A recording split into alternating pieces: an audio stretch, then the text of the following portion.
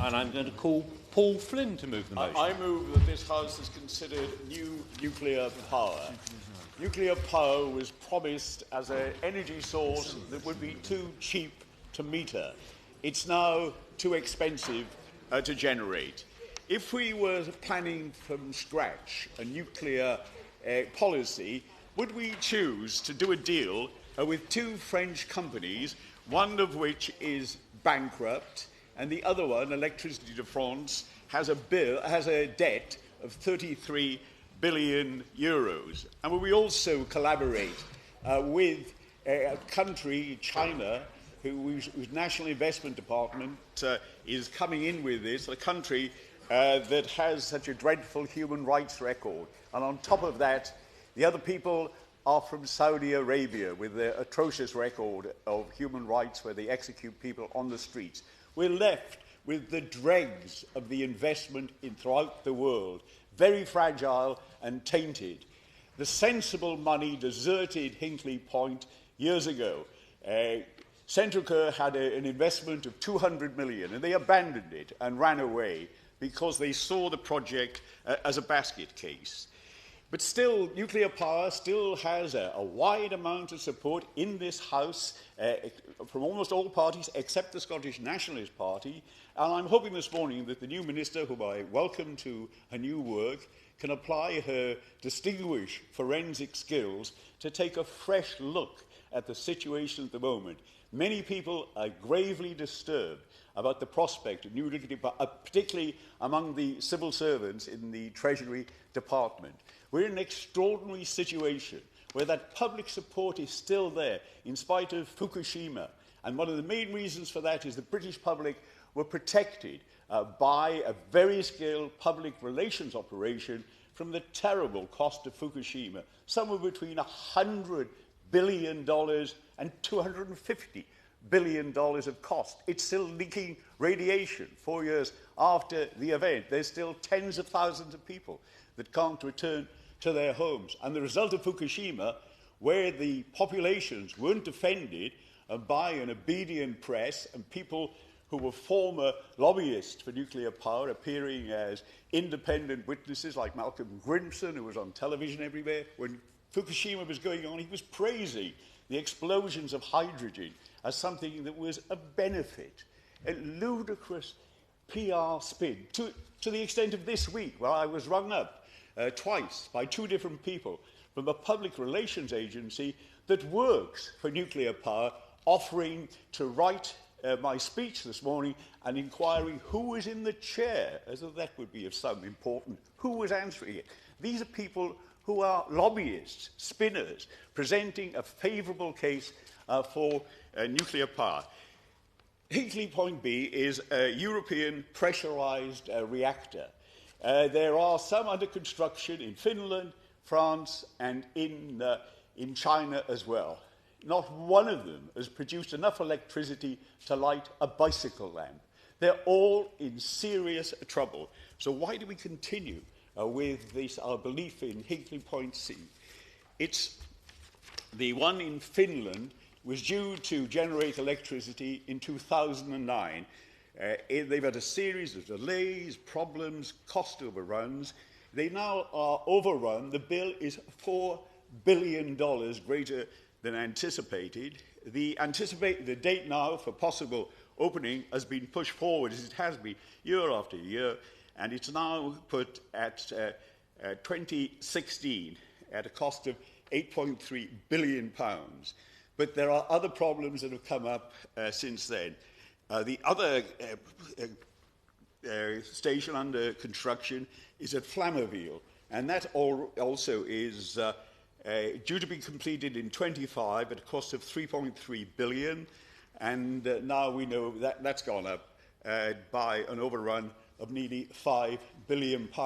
But there's a very serious problem at Flamerville which is going to affect all of them, and that's the carbon in the steel that they have for the pressure vessel is too high, and that means the steel is brittle. It could crack open with catastrophic results. And this affects the planned reactors both in China, in Finland, in France, and of course at Hinkley Point. This is a catastrophic problem. And coming as it does at this moment is going to mean a major delay. There is no way of reconstituting that steel in any way. If we look at why the deal that we've done, which is, again, something that's almost unbelievable, in that we agreed, under pressure, because there were government promises, political pressure, to do a deal at almost any price to justify Hinkley Point C. And we struck a deal for £92.5 per megawatt hour. That's twice the going rate for electricity now, twice. And we'd said we'd guarantee that deal for 35 years. This was done 2 years ago. Since then, the price of energy throughout the world has gone up, gone down a great deal through to shale gas and the price of oil dropping as well. And that price was ludicrous at the time, far too generous. And the head of INEOS, a company in Grangemouth, struck a deal since then with the same company, Electricity de France, at less than half that price. So the country was ripped off, and we can't seem to get out of it. We've got to do something about the strike price that we've agreed on. The world peaked on nuclear power energy generation in 2006, and since then it's dwindled, it's gone down, it's in decline. It's gone down by 10% in Europe. Most energy consultants say that the cost is indefensible, the total cost of the project itself. And we omit from our calculations of historic costs and pretend that nuclear is cheap by forgetting about the cost of waste. In fact, we don't know what the cost of waste is. On Sellafield, we're still adding up the bill. The latest estimate for clearing up Sellafield, just one site, is £53 billion. And it's thought it's going to exceed £100 billion eventually. When you put those costs on historic costs of nuclear power, you'll find it's not competitive anymore. We've got also alternatives now. We're not in a situation where there's nothing else available. The world has moved towards renewables and the clean renewables to a far greater extent. The government are to be congratulated that they have put money forward and a package forward for the lagoons, the tidal lagoons in the Severn Estuary. An enormous tide of water sweeps up that estuary twice a day. Vast energy, untapped. It's British, it's free, it's eternal, it's entirely predictable, and it involves a technology that's very simple and has been working in France for 50 years, very successfully, producing the cheapest electricity in the entire world. It was curious in the last Parliament that we had a Secretary of State for Energy and Climate Change who had an impeccable record on energy when he launched the Liberal Democrat energy policy some years ago. It was called No to Nuclear. And he said, a new generation of nuclear power stations will cost taxpayers and consumers tens of billions of pounds. Absolutely right. In addition to posing safety and environmental risks, he said, nuclear power will only be possible with a vast taxpayer subsidy and a rigged market. And that was the man who, when the red boxes and the chauffeur-driven car arrived, changed his mind altogether and did this terrible financial deal to get Hinkley Point on the road. And we'll be paying for it for many years to come. The cost of Hinkley Point has been estimated as an additional £200 per year for every consumer in Britain. That's 35 years. Billions of subsidy have been putting in. The government have guaranteed £16 billion in subsidy to a technology that hasn't been proved to work. It's not working anywhere. Almost any alternative is better than pressing on with Hinkley Point. There are alternative nuclear ones that we could use, alternative older nuclear designs that we could use. But we're heading into a technological jam in which there's going to be difficulties ahead. We're onto a system. We're proposing to invest tens of billions in a system that hasn't been proved to be effective and certainly never proved to be economic. There are lots of problems at Flamanville. Flamanville, of course, is near Cherbourg, and the problems weren't limited to the pressure vessel. There's other problems with valves as well, with the whole cooling system. And this followed a warning in April by the French nuclear safety regulator that there was an excessive amount of carbon in the reactor vessel. These are not journalists causing trouble. This is the head of the French nuclear industry that talks about this as a potential disaster in the making. If we look at what is likely to happen in future, almost every 10 to 15 years, there's a nuclear disaster. From various causes, 3 Mile Island, Chernobyl, and Fukushima. And the result of these have always been great fear among the population. That's what happened in Germany. Germany, who had the full force of the truth on Fukushima, cancelled their whole nuclear program. Very sensible. And they're going into solar power, all things and many other alternatives that are there and are available to us. Tidal power is not available to Germany on that cost, but we do have this great opportunity ahead. It's almost certain there are going to be problems in future. We have some hazards today that were unknown in the past. I can recall as a young boy going to an exhibition called Atoms for Peace in 1948, where we believed that nuclear was going to be the answer. But experience has taught us otherwise. What are the possible accidents? From simple mechanical errors, like not having enough carbon in the steel, simple human errors that happened at 3 Mile Island, at Chernobyl, technical faults that take place. But the greatest risk we have now is terrorism. And the nuclear power stations, the older ones, were not built to withstand terrorist attack by drones, by all kinds of means that people could attack nuclear power stations. And anyone living anywhere near a nuclear power station must be a state of anxiety about this possibility, because the accidents we've had, the disasters we've had, Fukushima was caused, and it was built to withstand the tsunami, but it couldn't withstand the tsunami and the earthquake which came together. Any of these natural disasters are possible. We haven't had a tsunami for some time along the Severn Estuary, but we did have one in 1607, where part of the area I represent was flooded, and the area where Hinkley Point stands was flooded by a tsunami that came up the Bristol Channel, it's believed from some underwater activity out in the deep ocean. So a tsunami is possible there, unlikely, but possible. We can't guard against it. Why on earth take the risk of a catastrophic accident when there are other alternatives available that we could use? I believe, and I'm very encouraged to see that there is reports of many of the civil servants in the Treasury are deeply unhappy about the financial situation with nuclear power. There was a story that if Labour had been elected, they would have turned their back on nuclear power. I believe that's true.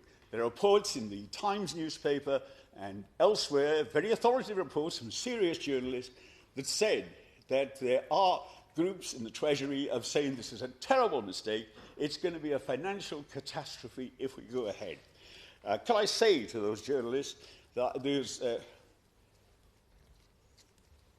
can I say to those civil servants that it's their job to speak publicly? We know now what happened in Scotland during the referendum debate when Sir Nicholas Macpherson decided to publish a report of his advice to the Chancellor.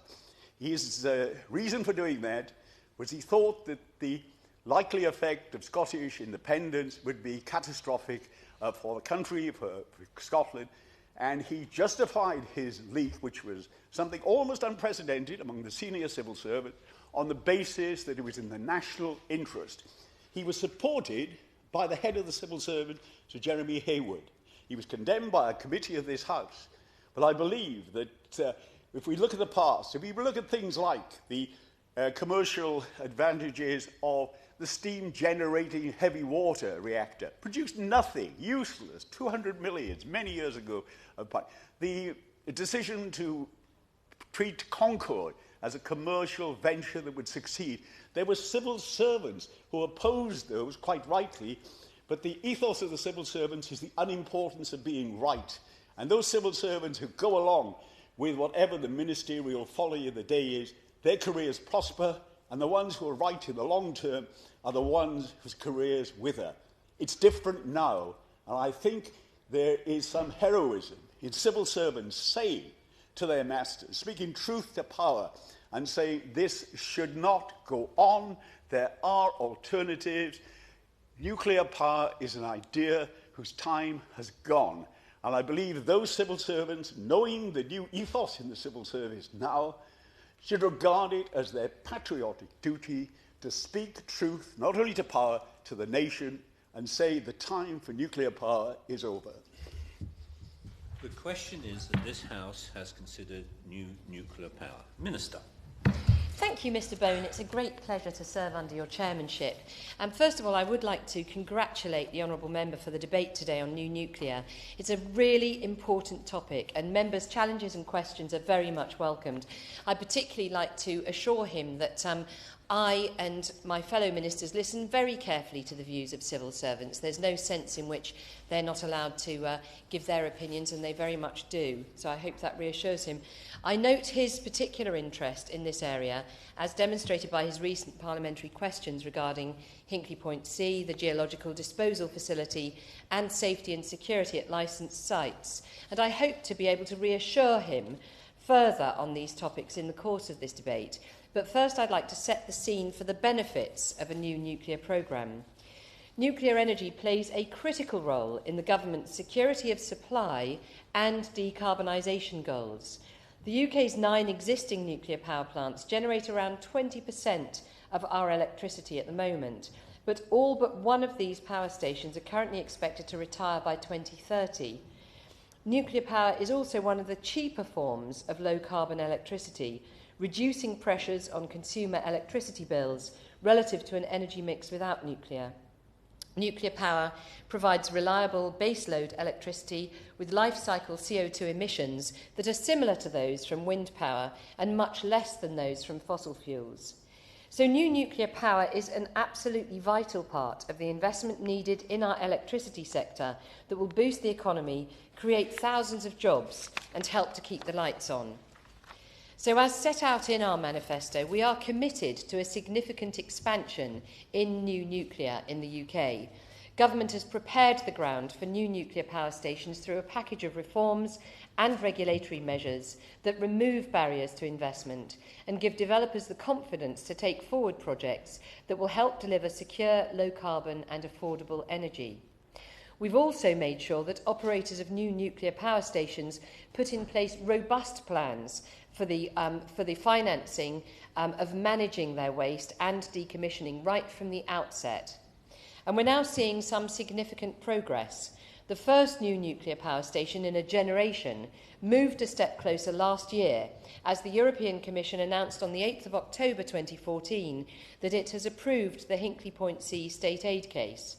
Government and EDF are currently in discussions to finalise the contract for Hinkley, which is expected to start generating electricity from 2023. In total, industry has set up plans for 5 new nuclear projects in the UK for a total of up to 16 gigawatts of new nuclear capacity, providing around 35% of electricity generation.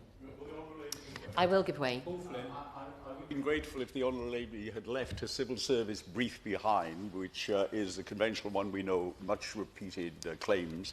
Could she say, is it true that the Chinese company are threatening to withdraw their investments unless they have a stake in building Sizewell, Bradwell and Wilver Nowith, And in fact, it would mean that the new jobs in nuclear will be jobs in China and in France, not here, because what they're offering to provide is almost a ready-made nuclear power station made by Chinese people with Chinese money. And we're actually expanding, we're using investment to create jobs not in this country, but jobs elsewhere. Well, I can assure the honourable gentleman that each project is taken on its own merits, and Britain is open for business. We're very keen to see investment from overseas into our new nuclear, but it is absolutely very clear that the UK supply chain will provide an enormous amount of the jobs and the growth that we're looking for in this country. So I hope I won't give way. I do want to come on to answer his other questions, and I won't get the chance to do that if this becomes a debate between the two of us, a conversation between the two of us. So in total, industry has set out plans for 5 new nuclear projects, and the government is clear that the UK is open for business. We want to see high-quality investment from overseas, and the nuclear programme represents a tremendous opportunity to establish the UK as a key nuclear country with the potential to export capabilities to other countries, including in decommissioning, in which we're already a world leader. So this offers us an opportunity to develop our domestic supply chain and to realise economies of scale. It's also an opportunity to make the UK an even more attractive partner for international R&D collaboration. I'll give way. It is utter nonsense. The people who are decommissioning at Sellafield is an American company. We don't have any expertise. Could you give us some idea to look at the historic cost to say what the cost of cleaning up Sellafield will be? It's already admitted to be 53 billion. It's uninsurable, so the taxpayer has to take the risk, and it's going to cost probably over 100 billion, which wrecks our argument to say that nuclear power has ever been good value. Well, the honourable gentleman is exactly right to point out that there is an enormous nuclear legacy which this government has been committed to sorting out, unlike previous governments, such as the one that he was a part of. And so the nuclear provision currently stands at 70 billion discounted and 110 billion undiscounted, and this is the Nuclear Decommissioning Authority's best estimate of the total lifetime costs of the decommissioning mission across the whole estate. So nobody welcomes that cost, but nevertheless what this government has been determined to do is to get to grips with it and to ensure that it can be safely and carefully and thoroughly disposed of properly.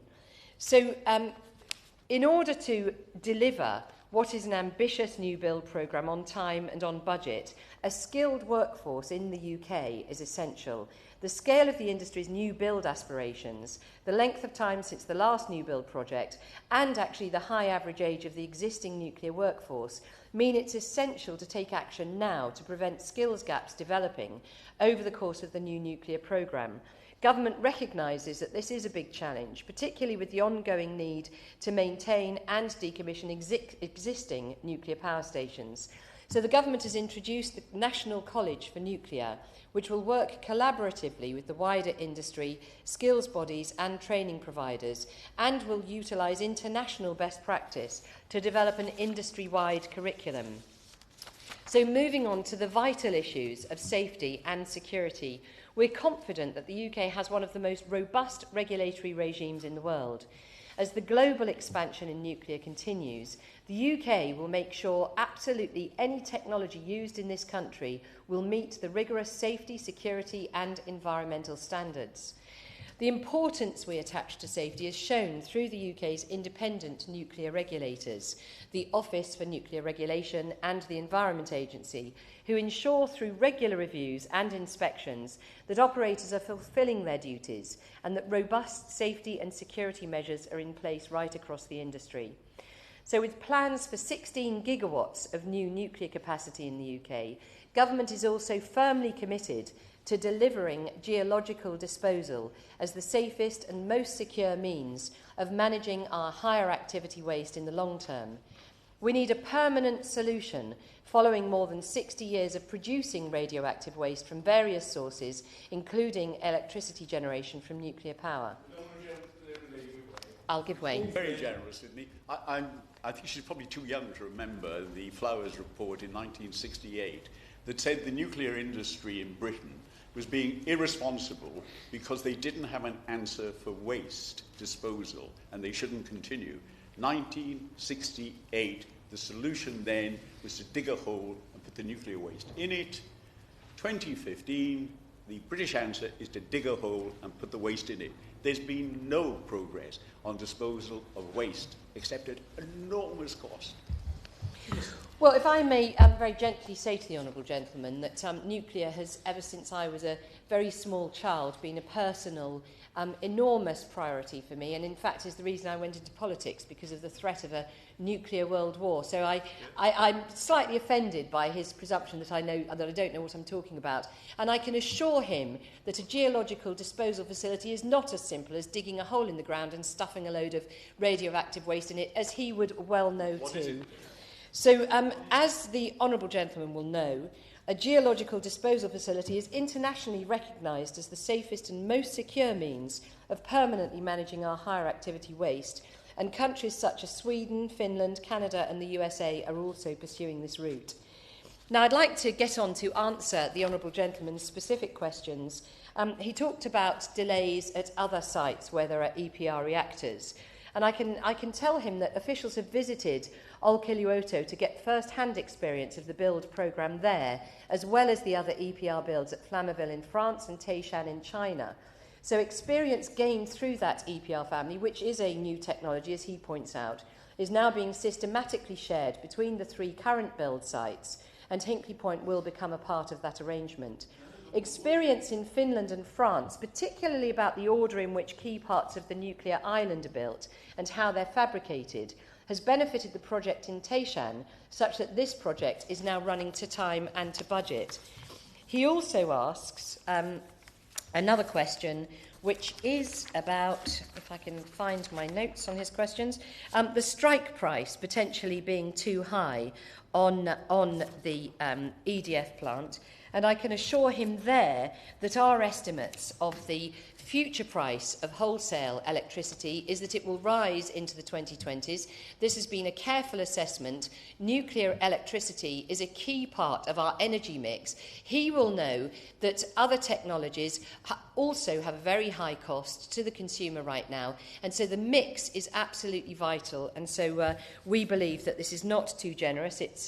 EDF is aiming to have the plant up and running in 2023, and we expect that with a significant proportion of our power stations due to close over the coming decades, we will need that level of investment to replace this capacity. He also asks about tidal power, and I can tell him that personally I'm absolutely as excited as he is about the prospects for marine and tidal power. But again, he will accept, I'm sure, that this is another new technology, as yet unproven. We've taken the first steps. We expect this to be a big contributor to our energy mix, but not the only one. So to conclude, I want to emphasise that as Energy Minister, my 2 priorities are security of supply and keeping the lights on, whilst in securing those priorities, keeping bills as low as possible. So with new nuclear in the energy mix, I believe we can achieve all of these. Nuclear power is a low-carbon, proven technology which will increase the resilience of the UK's energy system. And rather than costing more money, the full nuclear programme will in fact save households around £78 on their bills in 2030 by current future projections. So in conclusion, I'd like to congratulate the Honourable Member on his attention to this very important subject. But I do want to be clear, the Government believes that developing energy from new nuclear is the right thing to be doing in the UK. Thank you, Mr Bone. The question is that this House has some time left. It's normal to allow the proposer to use that time. Would the honourable gentleman sit down? He may not know the new procedure, but the question is put. If we reach 11 o'clock, the question cannot be put. If he wants to have what I would call a division on this, we have to do it before 11. And the Minister has quite correctly sat down in time to do that. There's time left.